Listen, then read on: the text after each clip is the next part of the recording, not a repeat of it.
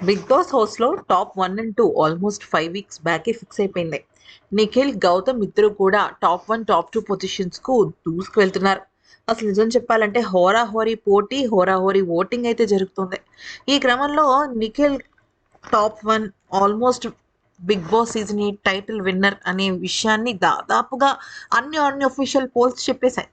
అయితే ఇక ఈ రోజు బిగ్ బాస్ సీజన్ 8లో కనుక చూసుకున్నట్టయితే థర్డ్ ఫైనలిస్ట్ గా Bigg Boss season 8 grand finale week కి అడుగు పెట్టాడు.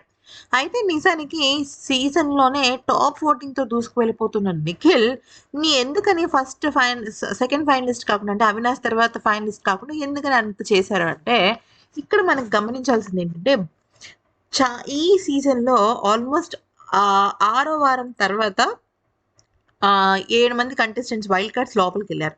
అప్పటికే నిఖిల్ టాప్‌లో ఉన్నాడు. నిఖిల్‌తో పాటుగా మనం చూసినట్టు ప్రేరణ, మణికంఠ వీళ్ళందరూ కూడా మంచి కంటెస్టెంట్స్‌గా ఉన్నారు.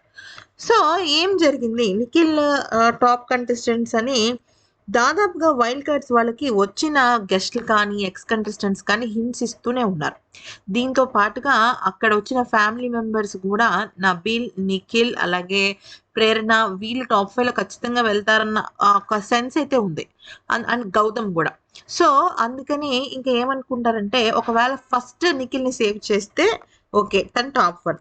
తర్వాత సేవ్ చేసిన వాళ్ళు టాప్ 2. తర్వాత సేవ్ చేసిన వాళ్ళు టాప్ 3 అని అనుకుంటారు కాబట్టే బిగ్ బాస్ ఈ 1 వీక్ పాటు కొంచెం కన్‌ఫ్యూజను అలాగే కొంచెం సస్పెన్స్ ఉండాలని జెప్పేసి వెంటనే సేవ్ చేయకుండా ఫస్ట్ థర్డ్ టాప్ 3 తర్వాత టాప్ 2 తర్వాత టాప్ 1 అలా పెట్టడం జరిగినట్టు తెలుస్తుంది.